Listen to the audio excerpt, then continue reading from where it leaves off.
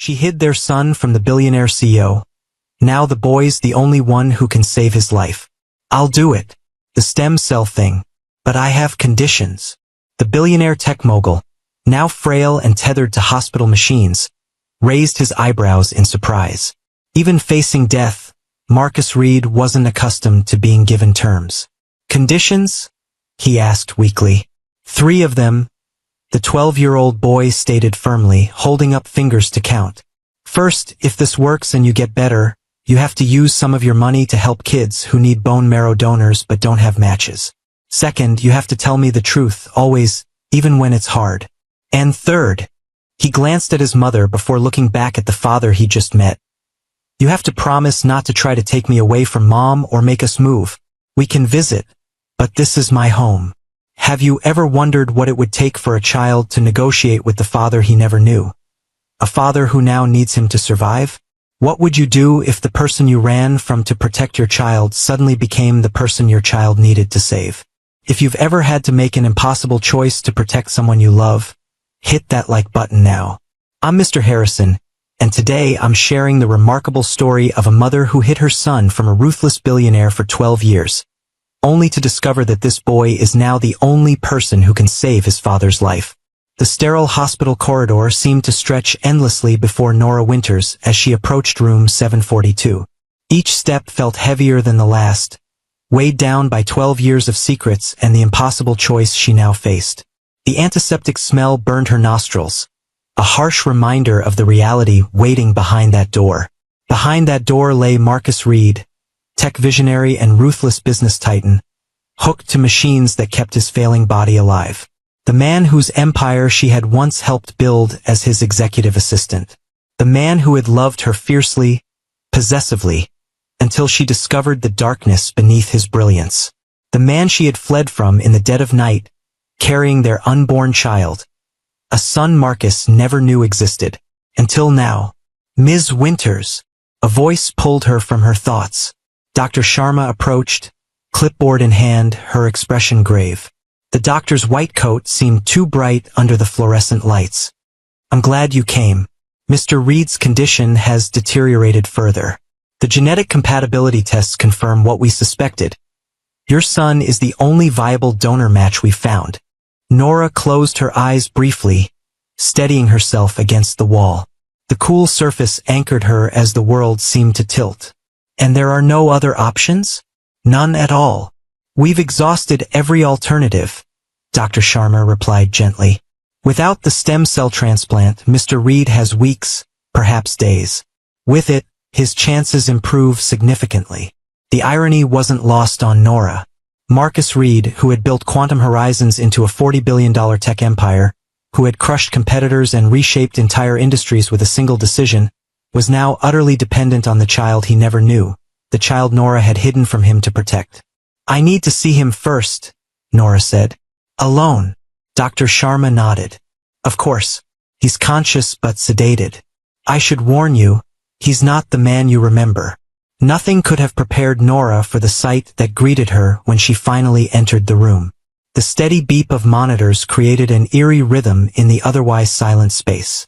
Marcus Reed, once commanding, vibrant, intimidating in his sheer force of will, lay diminished against white hospital sheets. His once powerful frame had withered, his bronze skin now ashen, his sharp features hollowed by illness. Only his eyes remained unchanged, that piercing cobalt blue that had always seen too much. Nora. Her name on his lips was barely a whisper, yet it carried the weight of their complicated history. They said you might not come.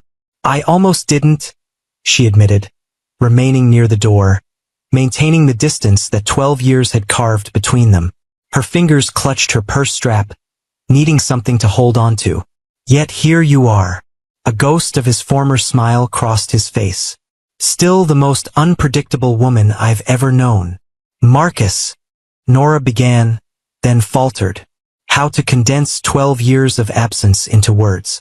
How to explain the fear that had driven her away, the desperate need to protect her child from the ruthlessness she had witnessed in the man she once loved. They told me, he said simply, saving her from the explanation. About the boy. About Leo. The sound of her son's name on Marcus's lips sent a chill through Nora. "How did you find us?" "I didn't." A bitter laugh escaped him, ending in a ragged cough that shook his entire frame. "Ironic, isn't it? 12 years searching, using every resource at my disposal. And in the end, it was my failing body that led me to my son." He paused, studying her with those penetrating eyes. "Why, Nora? Why did you run?" The question hung between them, unanswered for so long. Nora moved closer, finally taking the chair beside his bed. The vinyl squeaked beneath her as she sat. "You remember the Westlake acquisition?" she asked quietly. Understanding dawned in his eyes. "You saw the board meeting." "I saw everything," Nora confirmed. "I saw you destroy a man who trusted you, who considered you a friend. I watched you dismantle his company piece by piece, put 500 people out of work, all while promising him you were there to help." She met his gaze unflinchingly. "I saw the real Marcus Reed that day, a man who would sacrifice anything, anyone to win." "Business isn't personal," he said, the words automatic, rehearsed. "Everything is personal, Marcus. That's what you never understood." Nora's voice softened. "I was carrying your child. I couldn't bear the thought of raising him in your world, watching him become like me." Marcus finished, no accusation in his tone, only a weary acceptance. "Yes." Silence settled between them, filled only by the rhythmic beeping of monitors and the mechanical whoosh of machines keeping Marcus alive. A nurse passed by the door, her soft-soled shoes squeaking on the polished floor. "Is he?" Marcus hesitated, vulnerability showing through cracks in his carefully constructed armor. "What is he like, our son?" Something in Nora's chest tightened at the question, at the genuine longing in Marcus's voice. "He's brilliant like you, sees patterns others miss. But he's kind, Marcus. Deeply, instinctively kind in a way that can't be taught." She smiled despite herself. "He builds things to help people, not to control them. Last year, he created a device to help his friend with cerebral palsy communicate more easily. He was 11. Pride flickered across Marcus's gaunt features, followed quickly by regret. 12 years, he murmured. 12 years I'll never get back. I did what I thought was right, Nora said, not apologizing but acknowledging the cost of her choice. And now? Marcus asked, his gaze intense despite his weakened state. Will you let him save me, knowing what you know about who I am? The question cut to the heart of Nora's dilemma. She had come to the hospital prepared to refuse, to protect Leo from the man whose DNA he carried but whose life he had never been part of. Yet seeing Marcus like this, stripped of his power, facing his mortality with a clarity she had never witnessed in him before, "That's not my decision to make anymore," she finally said. "Leo is 12 now, old enough to know the truth, old enough to decide for himself." Marcus's eyes widened slightly. "You told him about me?" "Last night," Nora confirmed. "Everything. Who you are. Why I left. What you need from him now." The night before had been the hardest conversation of Nora's life. She'd sat Leo down in their modest living room, the same room where she'd helped him with homework, celebrated birthdays, and built a life that had never included Marcus Reed. "There's something I need to tell you," she'd begun, her voice trembling. "Something about your father." Leo had looked up from his science project, dark curls falling across his forehead. "You said he was gone." "I said he wasn't part of our lives," Nora had corrected gently. "That wasn't the whole truth." As the truth spilled out, about Marcus, about quantum horizons, about why she'd fled, Leo had listened with an intensity that reminded her painfully of his father.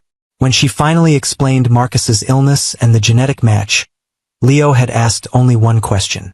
"Does he know about me now?" "Yes," Nora had answered. "The hospital found the connection through genetic testing." Leo had been quiet for a long time, his fingers tapping that familiar rhythm against his knee. "I want to meet him," he'd finally said, "before I decide." Now, in the hospital room, Marcus was watching her with renewed hope. "And," he asked, "what did he say?" "And he wants to meet you. Today." before he decides. Something like hope flickered across Marcus's face, quickly tempered by caution. He knows this isn't just a blood draw, that the procedure is more involved. Nora nodded. Dr. Sharma explained the stem cell donation process to both of us. Leo understands what would be required of him. Brave kid, Marcus murmured. He is, Nora agreed. Braver than either of us, I think. The door opened then, and Dr. Sharma appeared with a nurse. I'm sorry to interrupt, but we need to check Mr. Reed's vitals and administer his medication. Nora stood, relieved for the momentary reprieve from the intensity of their conversation. I'll be back in an hour, with Leo. As she turned to leave, Marcus called after her, his voice stronger than it had been since she entered. Nora, thank you, for coming, for telling him the truth. She paused at the doorway, looking back at the man she had once loved, once feared, now reduced to something achingly human. Don't thank me yet, Marcus. He still has to make his choice. Have you ever faced a moment where your past caught up with your present in ways you never imagined? Share your experience in the comments below. In the hospital cafeteria, Leo sat hunched over a cup of hot chocolate, his lanky frame and serious expression making him appear older than his 12 years. Dark curls fell across his forehead in a way that painfully reminded Nora of Marcus at his most unguarded. Steam rose from his cup, creating a small cloud between them. Is he awake? Leo asked as Nora slid into the seat across from him. Yes, and he knows you're here. Nora studied her son carefully. Are you sure about this, Leo? You don't have to meet him. You don't have to do this. Leo's fingers tapped a restless rhythm against his cup, a habit he'd had since childhood when processing complex thoughts. Did you love him before you left? The question caught Nora off guard. In all their conversations about Marcus, Leo had never asked this. Yes, she answered honestly. I loved him very much. Then why were you so afraid of him? Nora chose her words carefully. I wasn't afraid of him exactly. I was afraid of what he might teach you without even trying. Your father lives by different rules, Leo. He believes winning justifies any means. That power is its own morality. And you think I'd become like that? Just because he's my father. There was no accusation in Leo's tone, only genuine curiosity.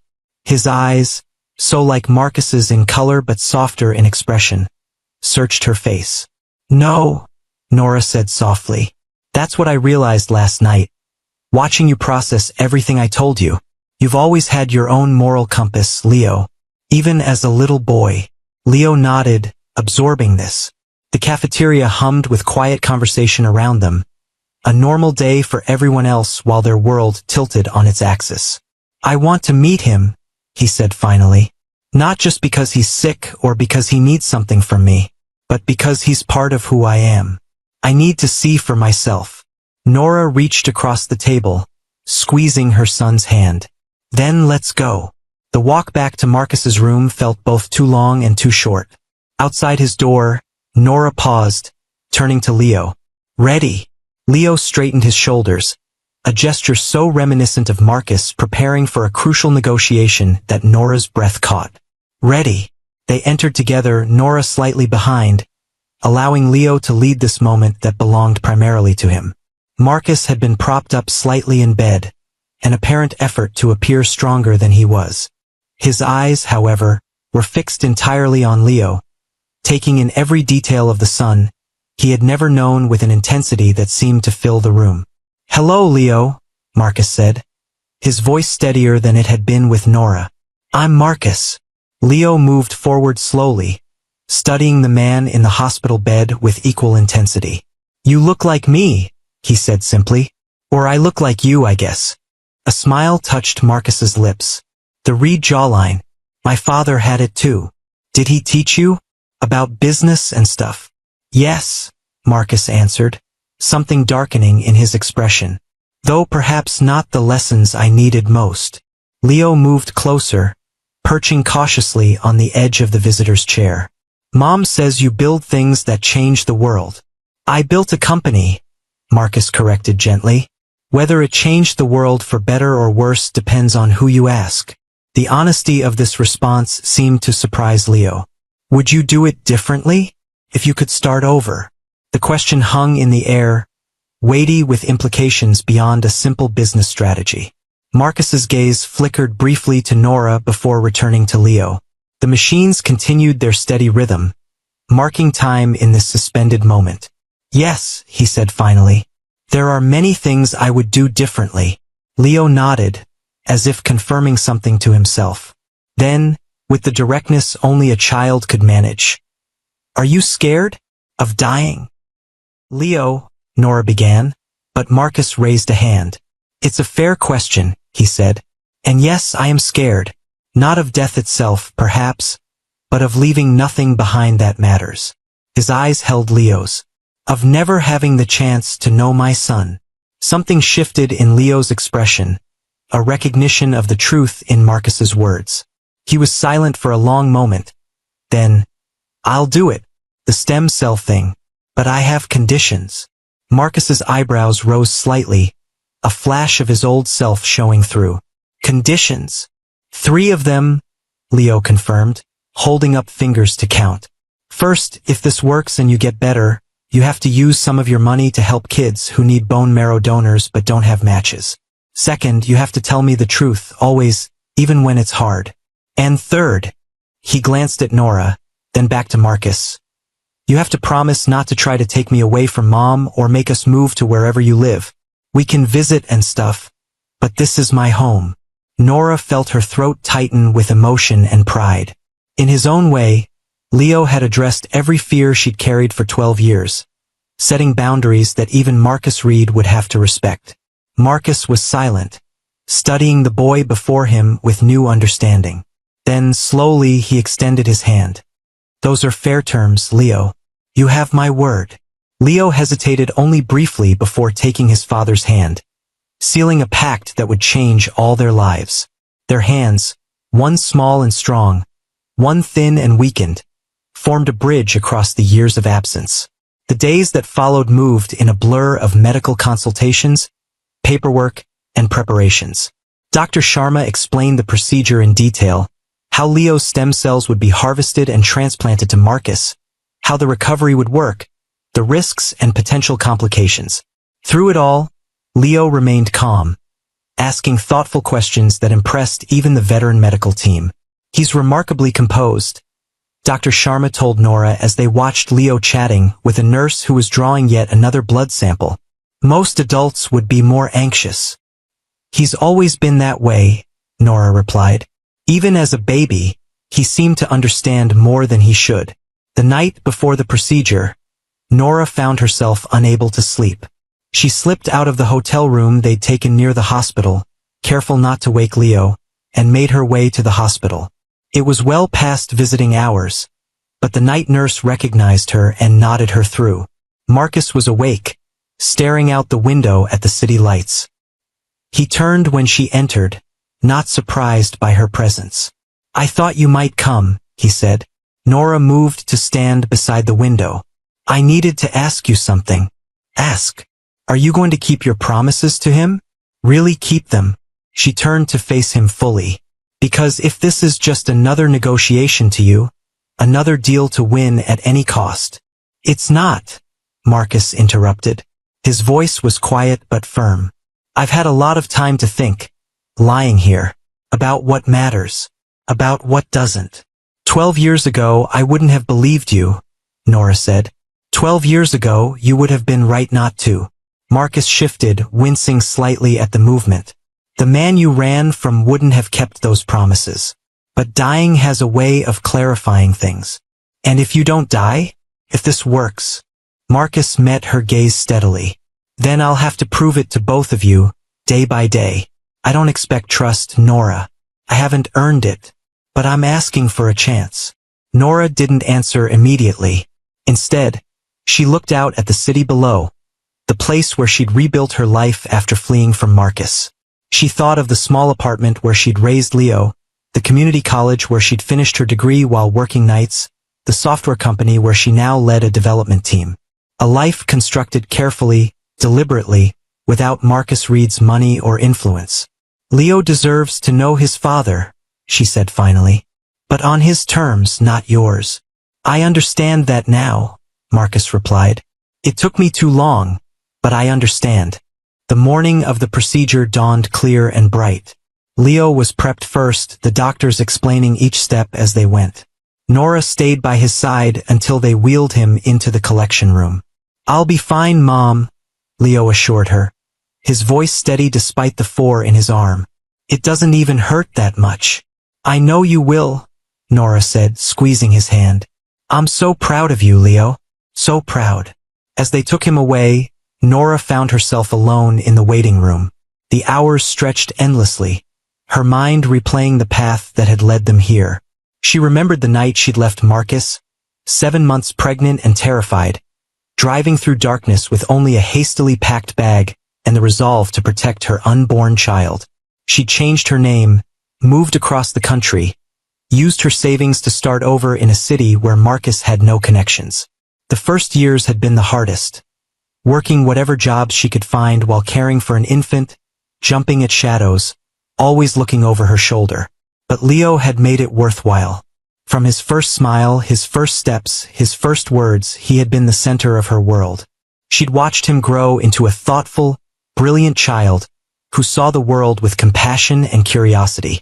A child who built things to help others, who stood up for classmates being bullied, who seemed to understand instinctively the responsibility that came with his natural gifts. Everything she'd feared Marcus would destroy. Ms. Winters. Dr. Sharma's voice pulled her from her memories. The collection was successful. Leo is in recovery now, and we're preparing to begin Mr. Reed's transplant. Can I see Leo? Of course. He's asking for you. Leo was pale but smiling when she entered his recovery room. Did it work? Did they get enough? More than enough, Nora assured him, smoothing his curls back from his forehead.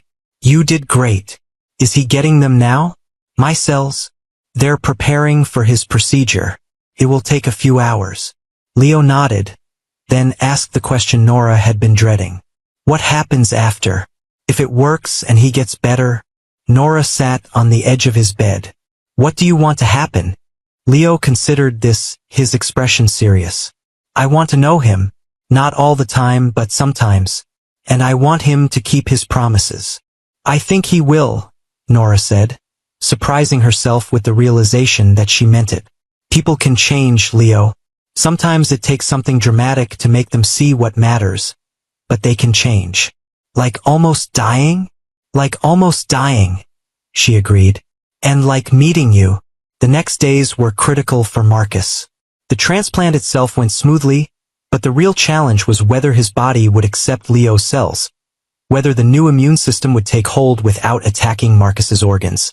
Leo recovered quickly from the donation procedure and insisted on visiting Marcus daily, even when his father was too weak to do more than acknowledge his presence with a slight nod.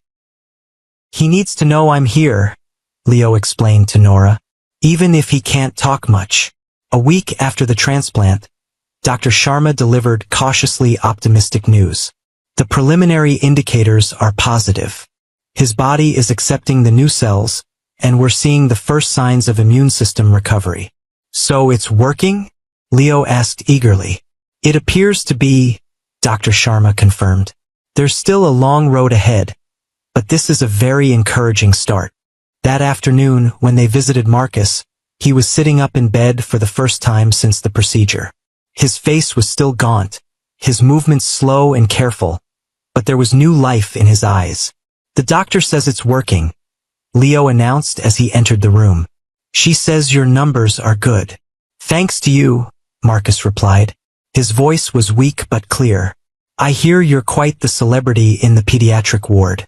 Something about teaching the kids there how to build robots from medical supply containers. Leo shrugged, but couldn't hide his pleased smile. They were bored, and the containers were just sitting there in the recycling bin. Innovation from available resources, Marcus nodded approvingly. The mark of a true entrepreneur. Or just a kid who likes building stuff, Leo countered. Marcus laughed softly. Fair point. As Leo launched into an explanation of his makeshift robot design, Nora watched the interaction with mixed emotions. There was no denying the connection forming between father and son, a connection based on shared intellect and curiosity. Yet she couldn't help the flicker of worry. Would Marcus's influence eventually overshadow the values she'd worked so hard to instill? As if sensing her thoughts, Marcus glanced her way. Something in his expression, a recognition, an acknowledgement, eased her concern slightly. This wasn't the Marcus Reed who had ruthlessly dismantled Westlake Technologies. This was a man humbled by illness, by dependency, by the discovery of a son who had been raised to value more than just winning. "Leo," Marcus said, interrupting his son's enthusiastic description of gear ratios, "have you told your mother about your idea for the foundation?" Leo straightened, suddenly serious. "Not yet. I wanted to make sure you were really going to do it first." "What foundation?" Nora asked. "Remember my first condition?" Leo turned to her. "About helping kids who need donors but don't have matches?" "Marcus, Dad, and I have been talking about starting a foundation that would fund research and donor registries, especially for mixed-race kids like me who have a harder time finding matches." "It was Leo's idea," Marcus added.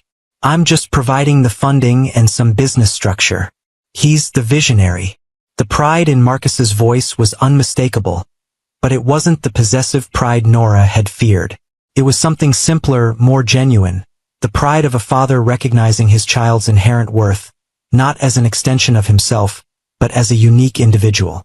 "That sounds wonderful," Nora said, meaning it. "When did you two have time to plan all this?" "During the robot building," Leo explained. "Marcus can't do much yet, but he can talk, and I had ideas." "He certainly does," Marcus agreed. "Quite remarkable ones." As Leo continued outlining his vision for the foundation, Nora found herself thinking about the strange journey that had brought them to this moment. 12 years ago, she had fled to protect her unborn child from Marcus Reed's influence. Now, that child was not only saving Marcus's life but potentially transforming it, teaching the ruthless CEO lessons about purpose and legacy that no business school could impart. 2 months later, Marcus was discharged from the hospital. The transplant had been successful, though his recovery would continue for months. He had rented an apartment near Nora and Leo's home, a modest place by his standards, but close enough for regular visits as he regained his strength. "You could have stayed at the Westlake Plaza Hotel," Nora remarked when she and Leo first visited the apartment. "I'm sure the presidential suite would have been more comfortable than this." Marcus shook his head as he carefully lowered himself onto the couch. "Too many stairs. Too many people. This is better." He glanced around the simple space. "Besides, it's closer to Leo's school." Leo had already disappeared into the kitchen, investigating the contents of the refrigerator. "You have like no food," he called out. "Just protein shakes and weird green juice stuff." "The nutritionist's recommendations," Marcus explained with a grimace. "Apparently, billionaires don't get special dispensation from disgusting recovery diets." Nora found herself smiling at his discomfort. There was something oddly satisfying about seeing Marcus Reed, who had once commanded 5-star chefs in his corporate dining room, reduced to medicinal green juices. "I could make a grocery list," Leo offered, returning to the living room. "Mom's teaching me to cook. I make pretty good pasta." "I'd like that," Marcus said, his expression softening. "Though I'm not sure how pasta fits into my approved foods list." "I'll figure it out," Leo assured him confidently. "I'm good at working around restrictions."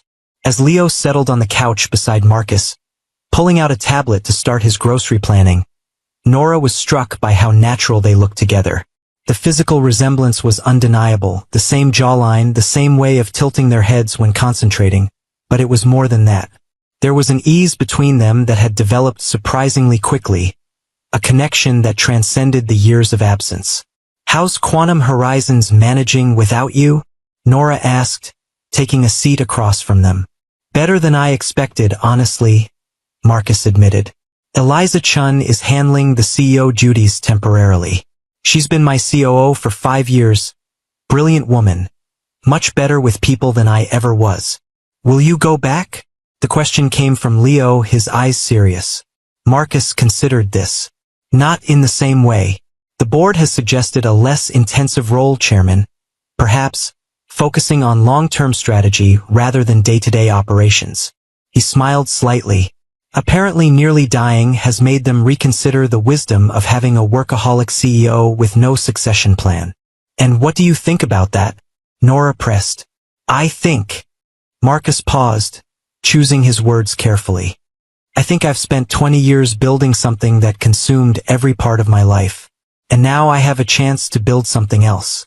Something more important. His eyes met Nora's, then shifted to Leo. The message was clear. The Reed Stem Cell Foundation launched 3 months later, with Leo proudly standing beside Marcus at the press conference. Nora watched from the sidelines as her son explained to reporters his vision for expanding donor registries in underserved communities. My dad and I started this foundation because we know firsthand how important finding a match can be, Leo said, his voice steady despite the bank of cameras. But we also know that many people, especially those with mixed ethnic backgrounds, have a much harder time finding donors. We want to change that. Marcus, still thinner than his pre-illness days but regaining his strength, added, the foundation will fund research, donor drives, and support services for families navigating the transplant process. Our goal is to ensure that no one dies waiting for a match that might exist but hasn't been found. The press ate it up, the billionaire CEO saved by the son he never knew existed, now working together to help others. What they didn't see were the private moments. Marcus learning to be a father, Leo cautiously allowing him into his life, Nora navigating her own complex feelings about the man who had once driven her to flee across the country. It wasn't always smooth. Marcus occasionally slipped into his old commanding ways, particularly when foundation business intersected with his corporate world. Leo pushed back when necessary, reminding his father of their agreement. And Nora remained vigilant, ready to intervene if Marcus's influence began to overshadow the values she'd instilled. But there were beautiful moments too. Marcus attending Leo's science fair, beaming with genuine pride as his son explained his latest invention to judges. Leo visiting Quantum Horizons headquarters, wide-eyed at the scale of what his father had built but more impressed by the research lab than the executive suite. The three of them sharing dinner once a week, building a new kind of family from the fragments of the past. 6 months after the transplant, Nora found Marcus sitting alone on a bench in the park near her apartment, watching Leo play basketball with neighborhood friends. She hesitated, then sat beside him. "Penny for your thoughts?" she asked. Marcus smiled slightly. Inflation's hit hard. They're worth at least $1 now. Fine. $1 then. He was quiet for a moment, watching Leo execute a perfect jump shot. I was thinking about what you said that night at the hospital. About being afraid I would teach Leo the wrong lessons. Nora followed his gaze to their son. And I think he's teaching me instead. Marcus turned to face her. All those years building Quantum, I thought I was creating something that would last. But companies change, markets shift. What Leo showed me, what you both showed me, is that the only legacy that truly matters is how we affect the people in our lives. That's quite a revelation from Marcus Reed, corporate raider, Nora observed. But there was no bite in her words. Near-death experiences tend to clarify priorities, he replied. As does discovering you have a remarkable son who sees the world with clearer eyes than you ever did. They sat in companionable silence, watching Leo play. The afternoon sun cast long shadows across the court, the children's laughter carrying on the breeze. Thank you, Marcus said finally, not just for letting him save my life, for raising him to be the person who would want to. I didn't do it for you, Nora reminded him. I know. That's what makes it matter. Another silence fell between them, different from the tense quiet of the hospital room months ago. This was the silence of two people who had traversed an impossible path and found, if not peace, then at least understanding on the other side. He wants to stay overnight at your place this weekend, Nora said eventually, to work on the robot for the children's hospital. Is that okay with you? Nora considered the question seriously. 6 months ago, the idea of Leo spending the night under Marcus's roof would have terrified her. Now, she found the fear had largely faded, replaced by a cautious trust built day by day, interaction by interaction. Yes, she decided. It's okay with me. Marcus nodded, understanding the significance of her answer. I'll make sure he calls you before bed. And no staying up all night in the workshop, she added firmly. He still needs regular sleep, even if you've programmed yourself to function on 4 hours. Doctor's orders for me too, remember? 8 hours minimum. Marcus smiled ruefully. Though I admit, old habits die hard. As Leo jogged over to them, flushed with exertion and victory, Nora reflected on the strange journey that had brought them here. 12 years ago, she had fled in the night, determined to protect her unborn child from Marcus Reed's influence. Now, that same child had not only saved Marcus's life but had, in many ways, saved Marcus himself, showing him a different way to measure success, a different kind of legacy to build. Did you see that shot? Leo asked excitedly. Right from the three-point line. Impressive, Marcus agreed. Though your defensive positioning could use some work. That's what Coach Williams says too, Leo admitted. I get too focused on where the ball is going next and forget where I should be now. A common problem, Marcus said, in basketball and in life. Leo rolled his eyes at the philosophical turn. Are we still on for the robot workshop this weekend? Absolutely, Marcus confirmed. Your mother has approved the sleepover. As long as you maintain reasonable human hours instead of my former vampire schedule. Mom made you promise about bedtime, didn't she? Leo asked, grinning. She did, Marcus admitted. And it's a condition I intend to honor. Leo's smile widened at the reference to their original agreement. You've kept all your conditions so far. I plan to continue doing so, Marcus said seriously. They were fair terms. As they walked home together, Leo between them chattering about basketball statistics and robot designs, Nora caught Marcus's eye over their son's head. There was a question there, an uncertainty that the confident CEO would never have shown before. Nora gave him a small nod, an acknowledgement of how far they had come, of the fragile new reality they were building together. Not a reconciliation, too much had happened for that, but a different kind of relationship forged through their shared love for the remarkable boy between them. A boy who had saved his father's life in more ways than one. If this story of forgiveness and second chances resonates with you, subscribe to Timeless Love Tales with Mr. Harrison for more powerful stories that remind us what truly matters in life. Life rarely gives us neat endings. For Nora, Marcus, and Leo, their story wasn't ending but evolving. Day by day, choice by choice. The past couldn't be erased. The years of absence, the fear, the secrets, but it could be acknowledged, understood, and gradually healed. Leo would grow up knowing both his parents, understanding the complex history that had separated them and the unexpected circumstances that had brought them back into each other's orbits. He would carry his mother's compassion and his father's vision, tempered by the wisdom to use both for good. Marcus would continue his recovery, both physical and spiritual, learning to measure success not by acquisitions and market share but by moments of connection and purpose. The Reed Stem Cell Foundation would become his true legacy, helping thousands of families find the matches they desperately needed. And Nora would gradually release the fear she had carried for so long, watching carefully as Marcus proved, day after day, that his promises to Leo were more than negotiation tactics. They were commitments he intended to honor for the rest of his life. Sometimes the people we run from are exactly the people we need to face. Sometimes the secrets we keep to protect those we love become barriers to the healing they need. And sometimes the most unlikely circumstances, even a life-threatening illness, can open doors to redemption and second chances we never imagined possible. As Leo had said that first day in the hospital, looking at the father he had just met, "You look like me. Or I look like you, I guess." Identity, legacy, connection. These were the threads that had finally woven 3 separate lives into a new pattern. Not perfect, not without complications, but authentic and, in its own way, beautiful. In the end, it wasn't about hiding or revealing, fleeing or returning. It was about finding the courage to face the truth, whatever it might be, and building something new from what remained. That was the real transplant that had taken place. Not just stem cells from son to father, but hope, forgiveness, and the chance to begin again.